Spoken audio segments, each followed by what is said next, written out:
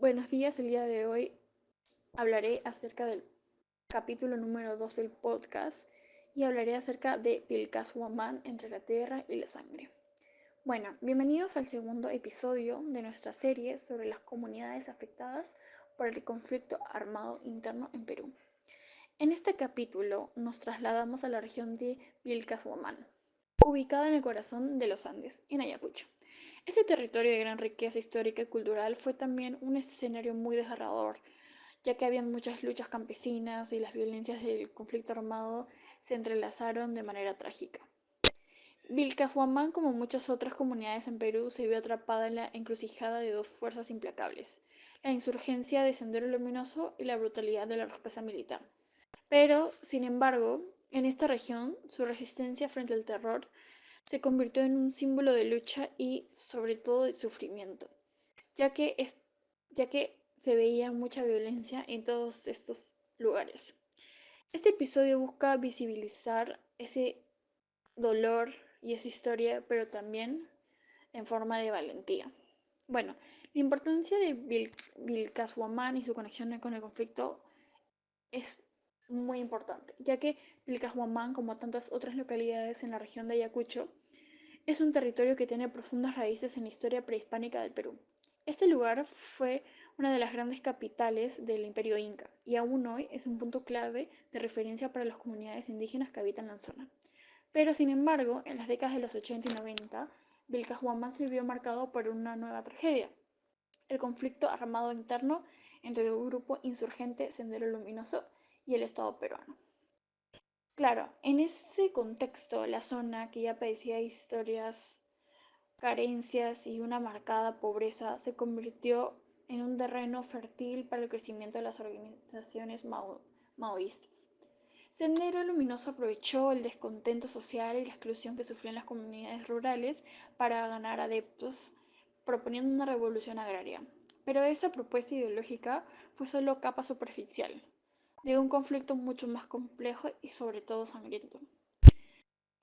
Hubo en todo esto una doble amenaza de Sendero Luminoso y el ejército. Lo que vivieron los habitantes de Vilcabamba fue una constante lucha por sobrevivir entre dos fuegos. Por un lado, Sendero Luminoso no solo pedía apoyo, sino que amenazaba y castigaba con violencia a quienes se negaban a unirse a la causa. La insurgencia imponía su control mediante tácticas de intimidación, ejecuciones públicas y aplicación de castigos severos a quienes consideraban traidores o colaboradores del enemigo. Pero claro, por otro lado, el ejército peruano, ante la presión de frenar la expansión de Sendero, recurrió a la violencia indiscriminada, acusando a las comunidades rurales de ser simpatizantes de la insurgencia. Las Fuerzas Armadas perpetraron operativos en los que se cometieron abusos muy grandes contra la población civil, viéndose así afectada. Pero claro, en muchos casos las aldeas fueron atacadas sin distinción, resultando en masacres y desplazamientos forzados, generando miles de muertes. Hablando acerca de las masacres y el terror en las comunidades, la violencia que se desató en Vilcabamba fue aterradora. En 1984, el ejército perpetró una de las masacres más cruentas de la región. Decenas de campesinos inocentes fueron asesinados sin justificación alguna. Sin embargo, la crueldad no vino solo del lado del ejército. Sendero Luminoso también sembró el terror en las comunidades, especialmente con su estrategia de control social que incluía asesinatos, torturas, aquellos que se oponían a su ideología. Tanto así que a muchas personas le daba miedo hasta incluso salir de sus casas o salir a las calles. Incluso vivían con bastantes miedos permanentes de que vayan a entrar a sus casas o a sus pueblos a amenazarlos. Por lo que las víctimas de ambos bandos fueron los campesinos que, atrapados en estos dos gigantes de la violencia, no solo perdieron a sus seres queridos, sino su sentido de seguridad y pertenencia. No se sentían seguros en el lugar en los que estaban. No sabían realmente cómo hacer que esto pare. En las aldeas de Vilcabamba, las masacres se convirtieron en una sombra constante y sobre todo en una amenaza de muerte inminente.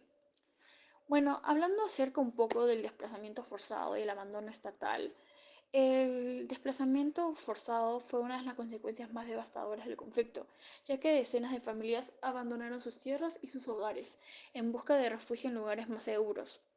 Muchos se dirigieron a la capital regional de Ayacucho, incluso a Lima, pero a pesar de huir la violencia, la paz les fue esquiva. Porque el Estado, lejos de brindar protección, muchas veces trató a los desplazados como sospechosos, acusándolos de colaborar con los insurgentes.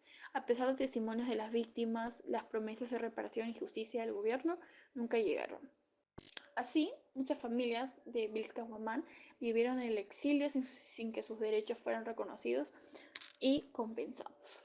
Bueno, la resistencia de las comunidades campesinas.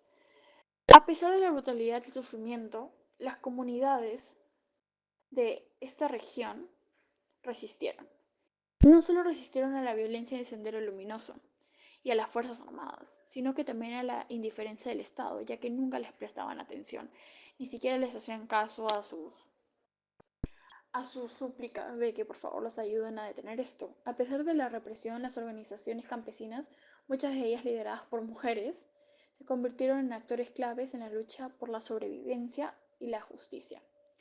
Claro, estas mujeres fueron quienes muchas veces asumieron el liderazgo en la defensa de sus comunidades, manteniendo la esperanza y el compromiso con la unidad, ya que en la mayoría del tiempo ellas son las que quieren salir adelante para proteger a sus hijos y a su familia. A pesar de que la guerra destruyó muchas estructuras sociales, las aldeas encontraron formas de resistir, de mantener su identidad cultural y de seguir luchando por su supervivencia.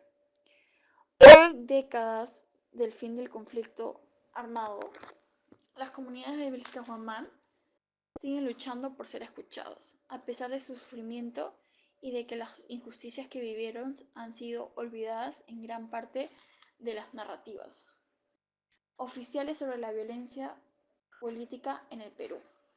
Las víctimas de masacre, desplazamientos y represión nunca recibieron una reparación justa y su memoria histórica sigue siendo marginada.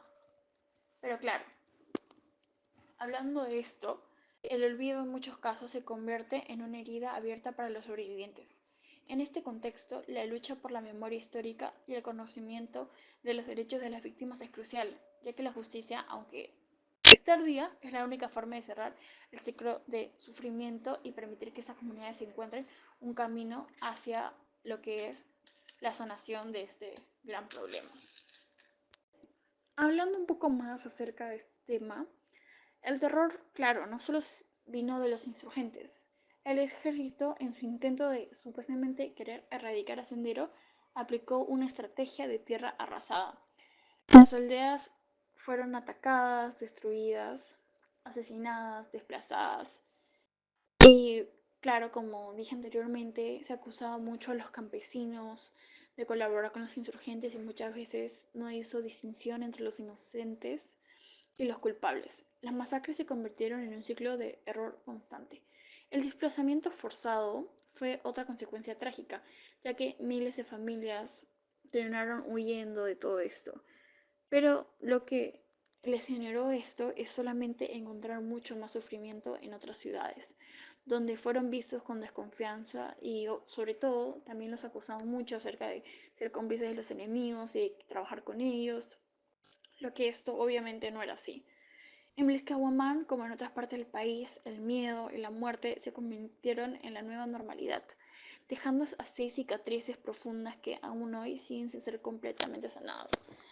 Por eso quiero hablar de un punto acerca de esto, ya que hay muchas personas que hoy en día escuchen acerca del conflicto armado interno o muchas personas que les cuentan o ven acerca de este tema se ponen muy sensibles.